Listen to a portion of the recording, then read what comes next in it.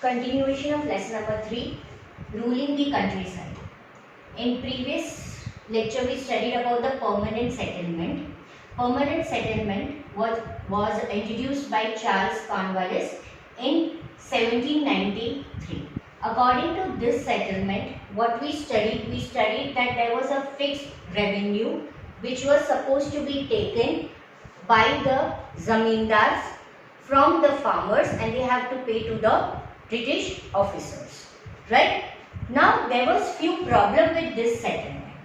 Page number 28 of your textbook. Now what were the problems British have faced in this first settlement?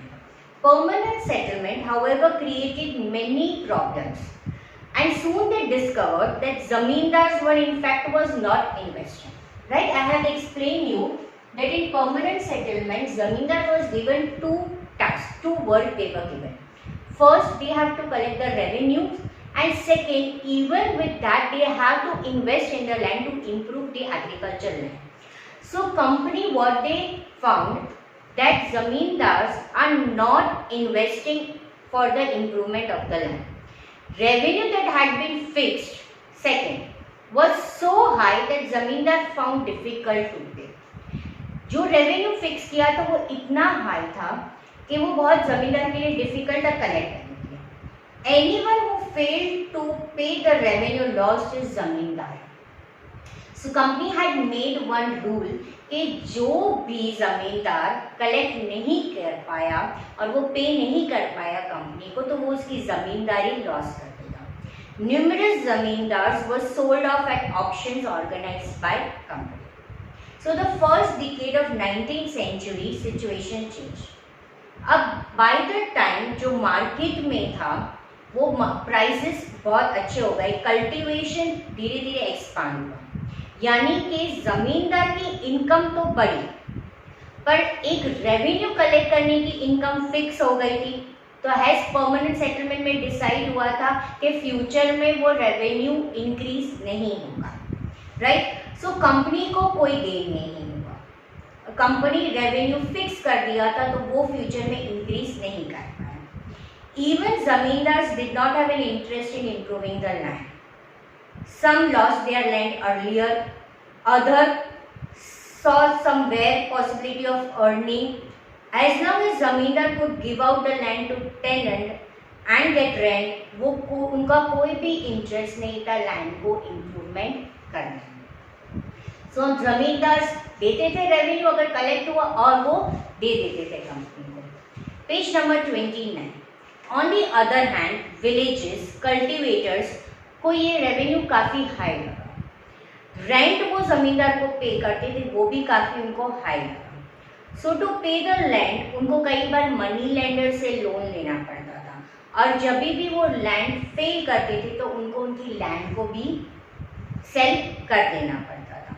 तो काफ़ी problems आई ये first permanent settlement जो introduce किया था, कि जो ज़मींदार उन्होंने अपॉइंट किए थे वो प्रॉपरली वर्क नहीं कर रहे थे. रेवेन्यू उन्होंने सोचा था वो प्रॉपरली कलेक्ट नहीं हो रहा था. तो जो ब्रिटिशर ने सोचा था कि फ्लो ऑफ इनकम होगी वो नहीं हुई. That time they decided for the new system, and that's how Mahalwari system, which was introduced by Holt Magnus in 1822.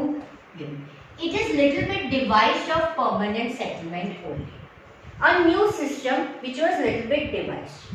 Now by early 19th century, many company officials they were convinced कि उनको permanent settlements को device यानी कि उसको change करना है. कैसे भी करके उनको रेवेन्यू का फ्लो बढ़ाना है, इंक्रीज करना है, एडमिनिस्ट्रेशन का एक्सपेंस मीट करना है, ट्रेड भी उसी रेवेन्यू से करना है. So they came with a new system and that was Mahalwari system. This system was introduced in the north western provision of Bengal presidency. It means at present it is in the Uttar Pradesh, right? Where it is at present? Uttar Pradesh. उस वक्त वो जगह थी north Western province of Bengal presidency. At present this area is in Uttar Pradesh. वहाँ पे English man called Holt hall manganese, उसने एक new system device किया विच केम इन इफेक्ट इन 1822। ये नया सिस्टम इफेक्ट आया 1822। Now he felt that village है वो एक इम्पॉर्टेंट सोशल इंस्टीट्यूशन है नॉर्थ में, राइट, और उसको प्रिजर्व करना है। अंडर हिज डायरेक्शंस उसने जो भी कलेक्टर्स था उनको बोला विलेज टू विलेज जाओ, वो लैंड को इंस्पेक्ट करो, उस फील्ड को मेजर करो, वहाँ के रिकॉर्ड करो कस्टम्स, अलग अलग ग्रुप के राइट्स, रेवेन्यू को एस्टिमेट करो कि हर एक विलेज के प्लॉट में कितना रेवेन्यू कलेक्ट कर सकते हैं। फिर जाके एक विलेज, पर्टिकुलर विलेज को बोलना है कि आपको इतना रेवेन्यू पे करना है। विलेज यानी कि महल नाम दिया गया, राइट। सी पेज नंबर 29 में राइट हैंड साइड पे टॉप में आपको महल का डेफिनेशन दिया गया है। In British revenue records, Britisher की जो रिकॉर्ड की बुक थी उसमें mahal is a revenue estimate which may be a village और a group of village, right. तो आई एम रिपीटिंग अगेन, इसमें क्या करना था, पर्टिकुलर कलेक्टर को विलेज टू विलेज जाना था, लैंड को इंस्पेक्ट करना था, फील्ड को मेजर करना था और फिर जाके एक डिसाइड करना था कि पर्टिकुलर विलेज को क्या रेवेन्यू पे करना है। This demand was to be revised periodically. Main feature, it was not permanent, it was periodical, यानी कि उसको जब चाहो तब आप इंक्रीज कर सकते हो रेवेन्यू को। पीरियडिकली उसको क्या करना था, पीरियडिकली उसको रिवाइज करना था। Revenue was not fixed. Charge of collecting revenue and paying it to the company एक विलेज को हेडमैन को दिया गया था, कोई भी जमींदार नहीं था। सो यहाँ पे कोई भी जमींदार नहीं था, यहाँ पे जमींदार था। यहाँ पे विलेज के हेडमैन को काम दिया गया था विलेज का रेवेन्यू कलेक्ट करना, and that is why this system is also known as Mahalwari system. Clear? Now the third system came. This system was introduced in the south, right? ये system introduced हुआ था south में, okay? Raytwari system, it was introduced in south by Thomas Munro. Even this system is known as Munro system to collect the revenue. In the British territories in the south there was similar move away from permanent. तो south area में भी permanent settlement success नहीं हुआ, तब Thomas Munro ने भी एक system लाया और वो था रायटवारी सिस्टम, या उसको बोलते हैं Munro system. In the British territories in south there was similar move away from the idea of permanent settlement. Now the new system was devised, came to be known as Rotwari or Raytwari, right? It was tried on a small scale by Captain Alexander Reed in some of the areas. Subsequently Thomas Munro gradually extended to this in the South India, right? He was a governor of Madras. Page number 29 में आपको Thomas Munro का picture दिया गया है और इसमें ये बताया गया है कि he was a governor of Madras in 1819 to 26. So Read and Munro दोनों को ये लगा कि साउथ में ट्रेडिशनल जमींदारी नहीं चलेगी। उन्होंने एक रॉयट्स वाली सी इन ना हुआ दी रॉयट्स कौन है? So royals are the people, right? Royals are the people, they are the cultivators. Who are the royals? They are the cultivators, okay? So royals को ही ये काम दिया गया है, कल्टीवेटर्स के साथ ही डायरेक्टली उन्होंने कांटेक्ट किया है।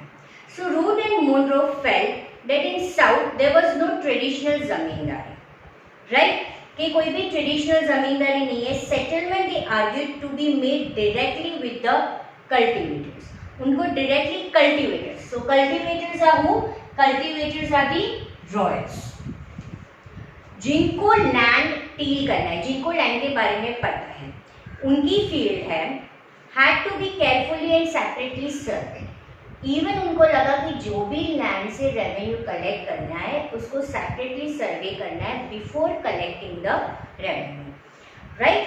Munro thought that British should act as a paternal father figure protecting the royals under their charge.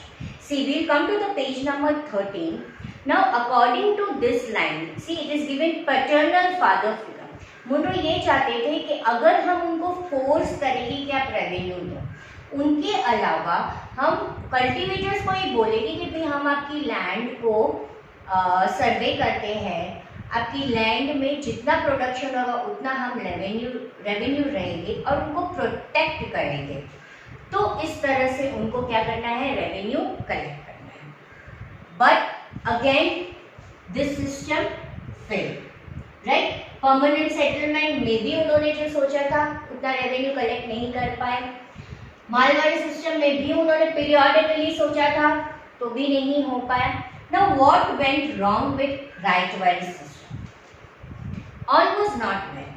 Within few years after new system was imposed, it was clear that all was not well with them. Driven by the desire to increase the income from land, revenue officials fixed too high a revenue demand. See, in all this system, Britisher का main intention क्या था?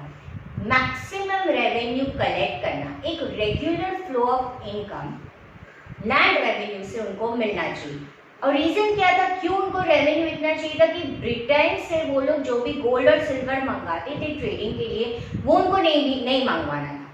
यहाँ से ही हमसे revenue collect करना चाहते थे बंगाल से, और वही रेवेन्यू जो कलेक्ट किया उसी पैसे से वो ट्रेड करना चाहते थे. सस्ते भाव में हमसे चीजें परचेज करते थे और हाई रेट पे वो यूरोपियन कंट्री में सेल करते थे.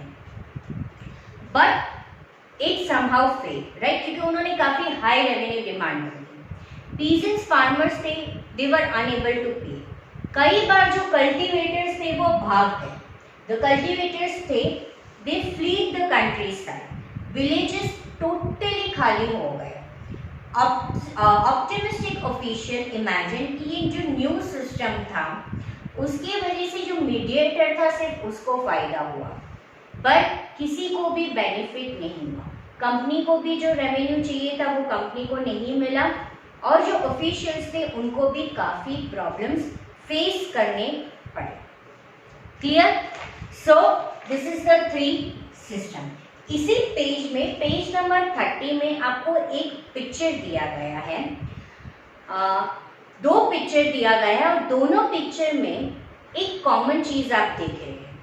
Right? Can you see some common thing? That is the blue color. This is a floral print. Page number 30 में फिगर 5 और फिगर 6 आपको दिया गया है. Kalamkari print in 20th century of India. And figure 6 में आपको दिया गया मॉरिस कॉटन प्रिंट. एक इंडिया की प्रिंट है और एक इंग्लैंड की प्रिंट है. ठीक है? एक 20th सेंचुरी की है और एक late 19th century. What is common in this picture? The colour. Right? जब कंपनी को लगा कि अब रेवेन्यू कलेक्ट तो हो नहीं पा रहा है इतना, तो क्या करें? तब उनको पता चला कि यस, हम जो क्रॉप चाहे कल्टीवेटर से वो क्रॉप ग्रो करवा सकते. अब ये कैसे हुआ? Crops for Europe. कैसे उन्होंने यूरोप में सेल करने के लिए यहाँ पे क्रॉप कल्टीवेट करने के लिए सोचा. British also realized that countryside could not only yield revenue, but it can also grow the crops. Right? So revenue तो वो कलेक्ट करते थे, पर वो कुछ यहाँ पे क्रॉप्स भी ग्रो कर सकते जो यूरोपियन कंट्री में required. By late 18th century, company was trying its best कि कैसे भी वो कल्टीवेशन इंक्रीज करें, ओपियम और इंडिगो. राइट? तो वो चाहते थे ओपियम. ओपियम इज खसखस. हम लोग लड्डू में और कई बार छोटे छोटे दाने हमें दिखने को मिलते हैं लड्डू के ऊपर जो होता है, दैट इज ओपियम, खसखस. और indigo is a blue colour plant. Blue color, it is a plant which is use for dyeing, और उसका मोस्टली ब्लू कलर आता है, तो वो डाई करने के लिए, कपड़ों को डाई करने के लिए वो यूज होता है, राइट। तो लेट 18th सेंचुरी में ये तो कल्टीवेशन कंपनी काफी यहाँ पे इंक्रीज करना चाहते थे। In the century had a half follow the British force cultivators of various part, जैसे कि बंगाल में जूट करो, आसाम में टी, उत्तर प्रदेश में शुगर केन, पंजाब में वीट, महाराष्ट्र में कॉटन, राइस इन मद्रास, सभी जगहों में वो फोर्स करते थे कल्टीवेटर्स को कि वो चाहे वो क्रॉप ग्रो करें, right. So this is how एक रेवेन्यू कलेक्ट करने के साथ साथ उनको क्या लगा कि इंडिया में आप क्या करवा सकते हो, कल्टीवेशन ऑफ क्रॉप्स, उस क्रॉप्स का आप कल्टीवेशन करवा सकते हो जो यूरोपियन कंट्रीज में काफी डिमांड थी। तो उस वक्त डिमांड थी ओपियम और इंडिगो। ओपियम मैंने आपको बोला कि इट इज अ खसखस जो लड्डू में यूज होता है, और Indigo it is a plant जो कपड़ों को डाइंग में यूज होता है, राइट। तो यहाँ पे दो फिगर्स आपको देखे जाती है, फिगर 5 एंड फिगर 6, ये दोनों ही कॉटन की प्रिंट है, राइट। फिगर 5 हमें बताती है कलमकारी प्रिंट जो आंध्र प्रदेश के इंडियन ने वीवर ने प्रोड्यूस किया है, और राइट हैंड साइड में जो कॉटन प्रिंट डिजाइन है वो विलियम मॉरिस ने किया है, वो फेमस पोएट और आर्टिस्ट ऑफ 19th सेंचुरी है। एक चीज कॉमन है, मैंने आपको बोली थी दोनों प्रिंट में, that is rich blue colour, and this rich blue colour is known as indigo, right. The blue that you see in this prints वो इंडिगो प्लांट से प्रोड्यूस हुआ था। तो it is likely that blue dye used in Morris print in 19th century वो indigo plant जो India में cultivate होके वहां पे सेल किया गया था, राइट। तो इससे हमें क्या पता चलता है कि इंडिया एक बिगेस्ट सप्लायर था इंडिगो प्लांट का पूरे वर्ल्ड में उस वक्त, ओके।